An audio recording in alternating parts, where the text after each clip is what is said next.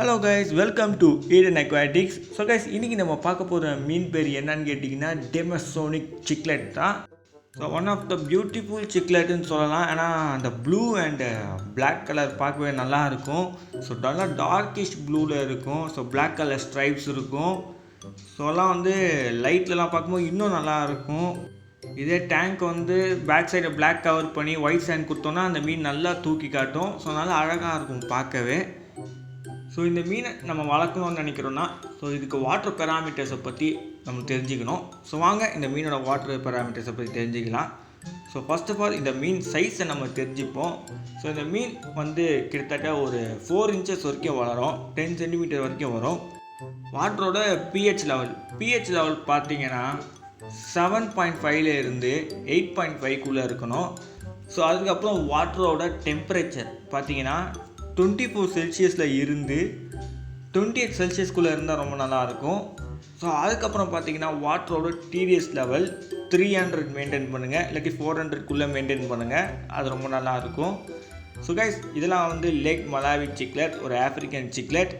So African சிக்லெட்னாலே உங்களுக்கு தெரியும், ஆஹா அவரா பயங்கரமான அக்ரெசிவான சிக்லெட் ஆச்சு அப்படின்னு சொல்கிற மாதிரி இருக்கும். ஸோ வந்து நல்ல ஒரு அக்ரெசிவான ஒரு சிக்லெட் தான் இது. ஸோ பயங்கர டெரிட்டரியாக இருப்பாங்க. ஸோ அவங்களோட இடத்த யாருக்கும் விட்டு கொடுக்க மாட்டாங்க. அதுக்கப்புறம் பார்த்தீங்கன்னா நீங்கள் வந்து இந்த டயட்டை கரெக்டாக ஃபாலோ பண்ணி ஆகணும். இந்த சிக்லெட் பார்த்தீங்கன்னா கிட்டத்தட்ட algae and blood worms and pellets. நம்ம வந்து இந்த ஃபீடை பற்றி கவலைப்படவே தேவையில்லை. கொஞ்சம் எல்லா வகையான ஃபீடும் எடுத்துக்கும்.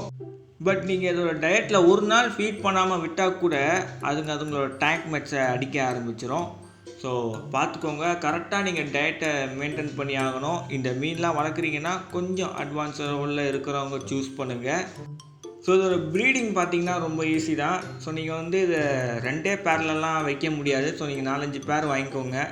அதுங்களே பேர் செட் ஆகி ப்ரீட் பண்ணி எக்ஸ் எல்லாம் அதுங்க வாயில் வச்சு பார்த்துக்கோங்க. ஸோ கேரிங்லாம் பயங்கரமாக இருக்கும். அதுவே அந்த ப்ரீட் பண்ணி வர குட்டிங்களுக்கு நீங்கள் வந்து பிரெயின் ஸ்ட்ரீம்லேருந்து ஆரம்பிக்கலாம். எந்த விதமான பிரச்சனையும் இல்லை. சின்ன சின்ன ஃபீட்லேருந்து போகணுன்னு கிடையாது, இன்ஃபோசோரி அப்படிலாம் கிடையாது. நீங்கள் பிரெயின் ஸ்ட்ரீம் கொடுத்தே அந்த குட்டிங்களை பெருசாகிக்கலாம்.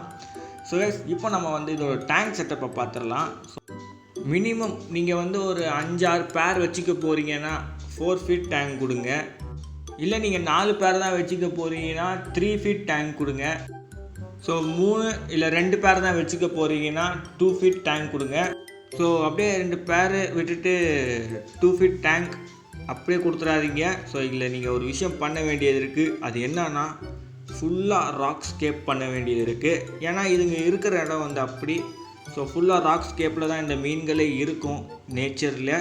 ஸோ அதனால் நீங்கள் வந்து ஃபுல்லாக ராக் ஸ்கேப் கொடுத்தீங்கன்னா நல்லாயிருக்கும். ஸோ பாதி கொடுத்தீங்கன்னா அக்ரெஷன் வர வாய்ப்பு இருக்குது, டெரிட்டரியல் சண்டை வர வாய்ப்பு இருக்குது. ஸோ ஒன்று அடிச்சுக்கிட்டு சாகிறதுக்கான நிறைய வாய்ப்புகளும் இருக்குது.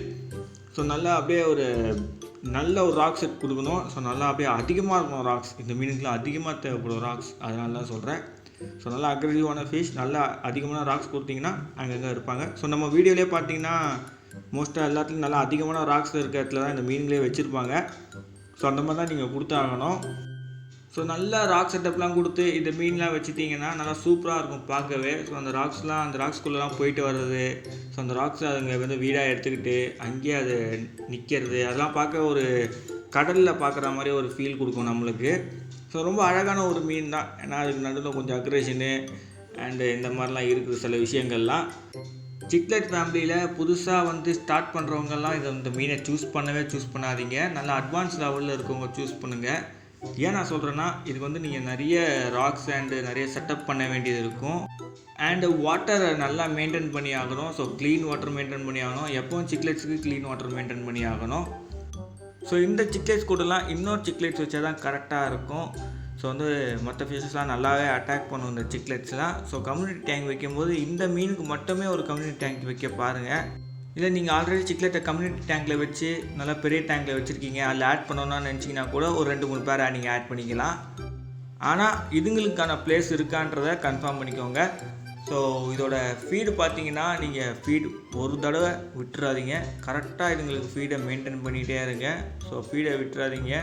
அதுக்கு ஃபீடை விட்டிங்கன்னா அது ஹண்ட் பண்ண ஆரம்பிச்சிடும். ஸோ மற்ற ஃபிஷ்ஷஸை போய் டிஸ்டர்ப் பண்ண ஆரம்பிக்கும், அட்டாக் பண்ண ஆரம்பிக்கும். ஸோ வந்து ஃபீடிங்கில் கரெக்டாக இருங்க. ஸோ கைஸ், இந்த வீடியோ உங்களுக்கு ஹெல்ப்ஃபுல்லாக இருந்திருக்கும்னு நினைக்கிறேன். ஸோ மறக்காமல் நம்ம சேனலுக்கு லைக் ஷேர் சப்ஸ்கிரைப் பண்ணுறேங்க. See you in next video. Bye bye guys.